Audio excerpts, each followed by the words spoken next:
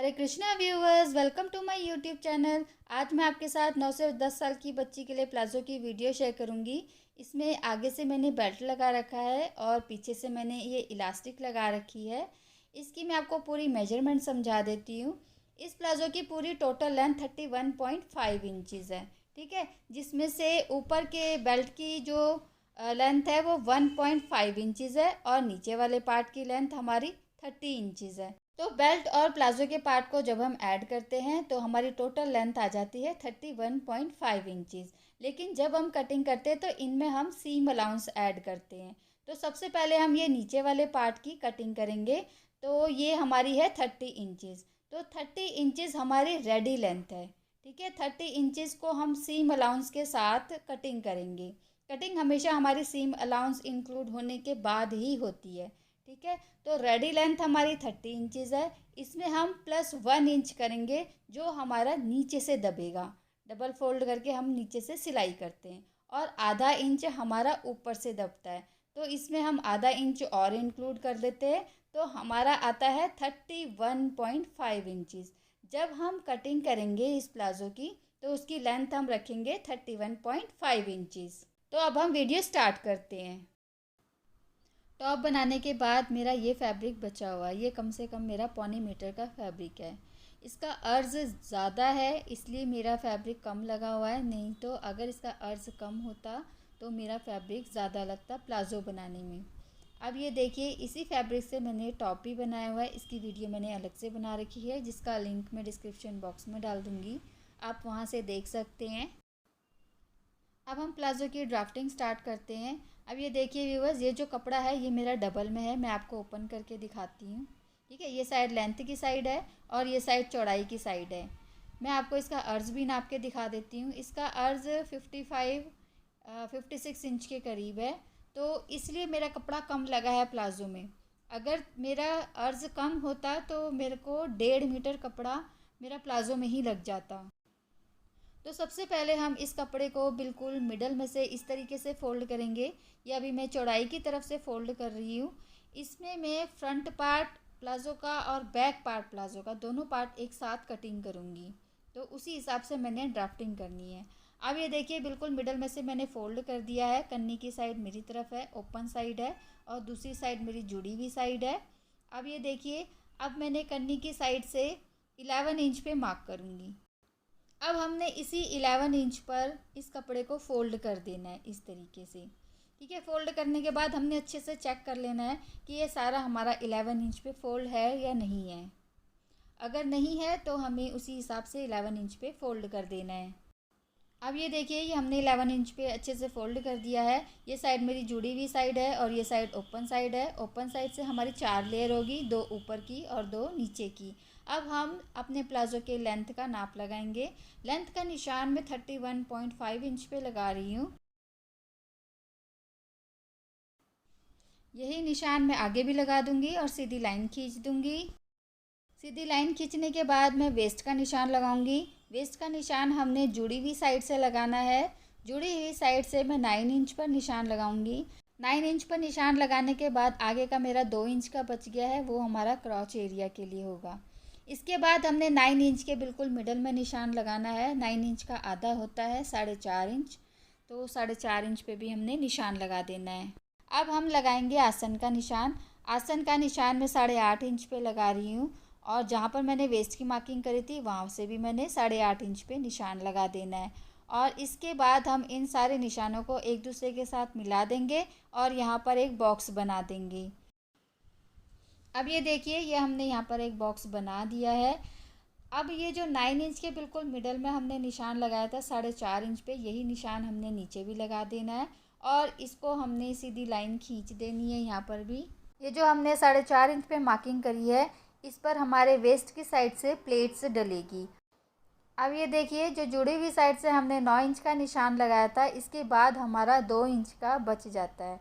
तो ये 2 इंच हमारा क्रॉच एरिया होगा, ठीक है। अब हम क्रॉच एरिया की यहाँ पर गोलाई दे देंगे। क्रॉच एरिया की गोलाई देने के बाद अब हम आ जाते हैं मोहरी पर। मोहरी हमने पूरी 11 की 11 इंच चौड़ी लेनी है। अगर आपने इससे कम लेनी है तो आप इसे कम भी ले सकते हैं। इसके बाद मैं शेप पट्टी से फ्लेयर की शेप लगा दूंगी दोनों साइड से। अब ये देखिए, ये दोनों तरफ से मैंने फ्लेयर का निशान लगा दिया है। अब ये जो मैंने प्लेट्स के लिए निशान लगाया था, प्लेट्स की लेंथ का निशान लगा दूंगी मैं यहाँ पर। मैंने प्लेट्स की लेंथ 4 इंच पे निशान लगाया हुआ है। ये सिलाई करते हुए हम इसमें प्लेट्स डाल देंगे। यहाँ पर हमारे फ्रंट पार्ट की सारी मार्किंग कंप्लीट हो चुकी है। अब हम बैक पार्ट की मार्किंग करेंगे। प्लाज़ो का जो बैक पार्ट होता है वो फ्रंट पार्ट से लंबाई में भी ज़्यादा होता है और चौड़ाई में भी ज़्यादा होता है। लेंथ में प्लाज़ो का बैक पार्ट 1.5 इंच ज़्यादा होता है और चौड़ाई में 2 इंच ज़्यादा होता है। तो लेंथ की तरफ से मैंने 1.5 इंच पे मार्किंग कर दी है। और एक चीज़ का और ध्यान रखना है व्यूवर्स, जब हम प्लाज़ो की कटिंग करते हैं तो सारे चेंजेस हमारे क्रॉच एरिया की तरफ से होते हैं, दूसरे तरफ से हमारी कोई भी चेंजेस नहीं होती है। तो क्रॉच एरिया की तरफ से भी मैं 2 इंच एक्स्ट्रा ले लूँगी और यही निशान मैं ऊपर की साइड भी लगा दूँगी। ये निशान लगाने के बाद हम सीधी लाइन लगा देंगे और जो हमने 1.5 इंच एक्स्ट्रा रखा हुआ था वो भी हमने इसमें इंक्लूड करना है। अब ये देखिए व्यूअर्स, जो बैक पार्ट की मार्किंग थी वो हमने कर दी है और जो दूसरी साइड है उस तरफ से हमारी कोई चेंजेस नहीं होनी। इसके बाद हम स्लैंट में लाइन लगा देंगे इस तरीके से, जैसा आपको इस वीडियो में नज़र आ रहा है। इसके बाद हम बैक पार्ट पर भी क्रॉच एरिया की गोलाई का निशान लगा देंगे। फिर हम इसके भी फ्लेयर का निशान लगा देंगे। बैक पार्ट के फ्लेयर का निशान हमने फ्रंट पार्ट के फ्लेयर के निशान तक ही मैच करना है।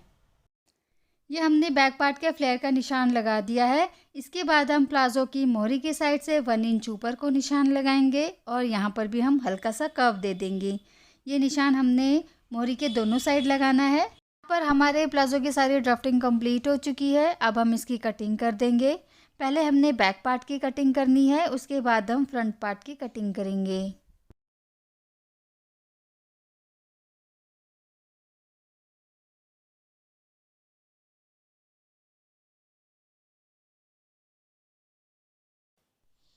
अब ये देखिए, यहाँ पर हमारे बैक पार्ट की पूरी कटिंग कंप्लीट हो चुकी है।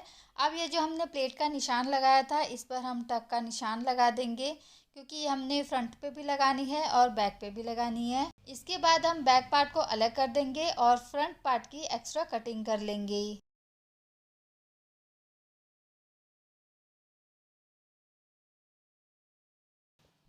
अब ये हमने फ्रंट पार्ट की भी एक्स्ट्रा कटिंग कर ली है। अब इसके बाद जो हमारा कपड़ा बचा हुआ है उसमें से हम फ्रंट पार्ट और बैक पार्ट दोनों के लिए बेल्ट की कटिंग कर देंगे। प्लाजो की बेल्ट में फ्रंट से प्लेन बना रही हूँ और बैक पार्ट में इलास्टिक लगा रही हूँ। ऊपर की बेल्ट हमारी 1.5 इंच की है, तो 1.5 इंच में मैं आधा इंच और इंक्लूड करूँगी, जिसमें से हमारा सिलाई में जाएगा। आधा इंच हमारा प्लाजो में से जाएगा और आधा इंच हमारा बेल्ट में से जाएगा। ठीक है, और चौड़ाई हमने उतनी ही रखनी है जितनी चौड़ाई हमारी प्लाजो की है। तो अब ये देखिए, ये जो हमारा बचा हुआ कपड़ा है इसमें से मैं बेल्ट की कटिंग करूँगी। तो मैं ऊपर से 2-2 इंच के गैप पर निशान लगाऊंगी इस तरीके से और इसके बेल्ट की कटिंग कर दूंगी। पहले हम इसके नाप लेते हैं वेस्ट का एरिया। तो वेस्ट का एरिया मेरा आ रहा है 9.5 इंच के करीब। ठीक है, ये कपड़ा हमारा डबल में है तो मैं 18 इंच पे निशान लगा दूंगी और 18 इंच तक मैं 2-2 इंच का चौड़ाई लेके इसकी कटिंग कर दूंगी।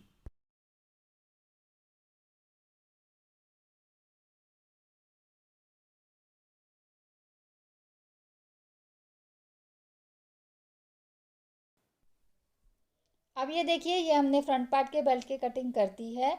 अब मैं आपको इसको खोल के ओपन करके फिर दोबारा से नाप के दिखा देती हूँ। इसकी चौड़ाई मैंने, अगर हम सिंगल कपड़े में नापे तो 4 इंच की होगी और ऐसे डबल करें तो ये 2 इंच की होगी।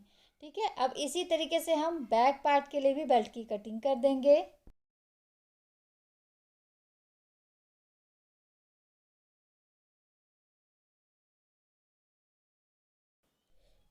अब ये देखिए, ये हमने बैक पार्ट के लिए भी बेल्ट की कटिंग कर दी है।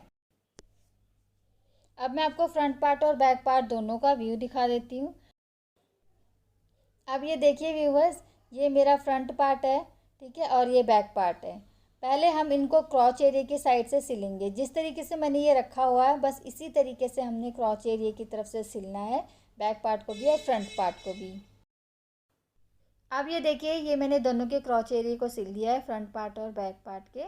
ठीक है, इसके बाद हम प्लेट्स की सिलाई करेंगे। ये मैंने टक्स का निशान पहले से डाल के रखा हुआ था और इसमें मैंने प्लेट्स की लेंथ 4 इंच के करीब लेनी है। तो मैं 4 इंच पर निशान लगा दूंगी और यहाँ पर आधे इंच के गैप पर प्लेट्स डाल दूंगी। ये प्लेट्स मैंने फ्रंट पार्ट में भी डालना है और बैक पार्ट में भी डालना है।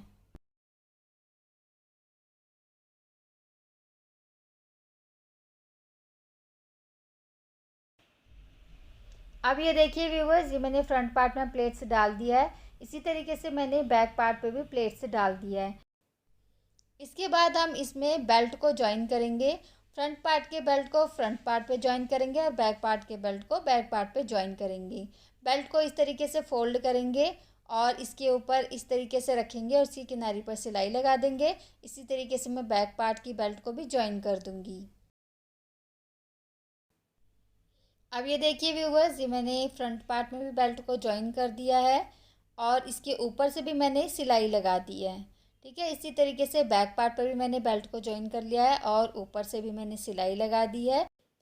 इसके बाद हम बैक पार्ट पर इलास्टिक लगाएंगे। ये मैंने इलास्टिक पहले से कट करके रखी हुई है। इसकी लेंथ मैंने 10 इंच रखी हुई है और इसकी चौड़ाई मेरा 1.2 इंच के करीब है। सेफ्टी पिन को इलास्टिक के एक एंड की तरफ पर लगा के इसको बेल्ट के अंदर इस तरीके से डालूंगी और इलास्टिक को बेल्ट के साथ एक एंड की तरफ से सिल दूंगी। फिर इलास्टिक को दूसरे एंड पर पहुंचाने के बाद दूसरी तरफ से भी सिलाई लगा दूंगी। अब ये देखिए, दोनों एंड की तरफ पर हमने सिलाई लगा दी है। अब इस बैक पार्ट में हम फ्रंट वाले बैक पार्ट को ज्वाइन करेंगे और इसके साइड की सिलाई लगा देंगे। बैक पार्ट की राइट साइड की तरफ को हमने फ्रंट पार्ट की राइट साइड इस तरीके से रखना है और इसकी दोनों किनारी की तरफ को हमने सिलाई लगा देनी है।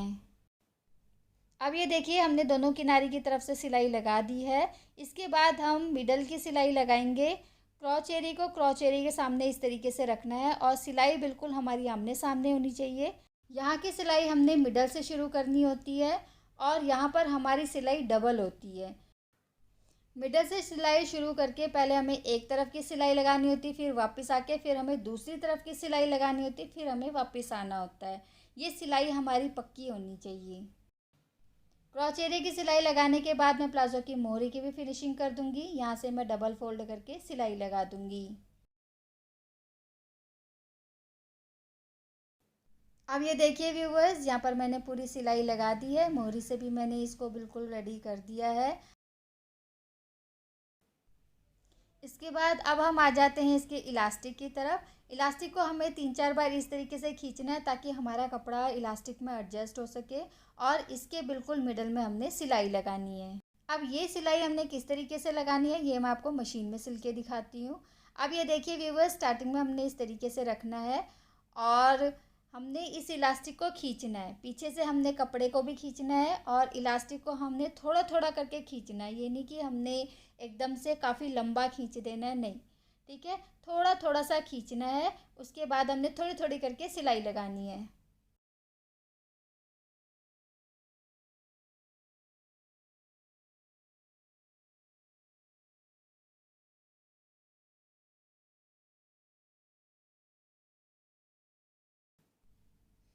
अब ये देखिए, यहाँ पर हमारा प्लाज़ो बिल्कुल रेडी हो गया है और रेडी होने के बाद हमारा प्लाज़ो कुछ इस तरीके का नज़र आता है। तो व्यूअर्स, आपको मेरी ये वीडियो अच्छी लगी होगी। मेरी वीडियो को लाइक शेयर और सब्सक्राइब करना मत भूलिएगा और बेल आइकन को भी दबा दीजिएगा ताकि मुझे मोटिवेशन मिले और मैं ऐसी और अच्छी अच्छी सी ड्रेसेस की वीडियोज़ आपके लिए बनाऊँ। Thank you for watching. Hare Krishna.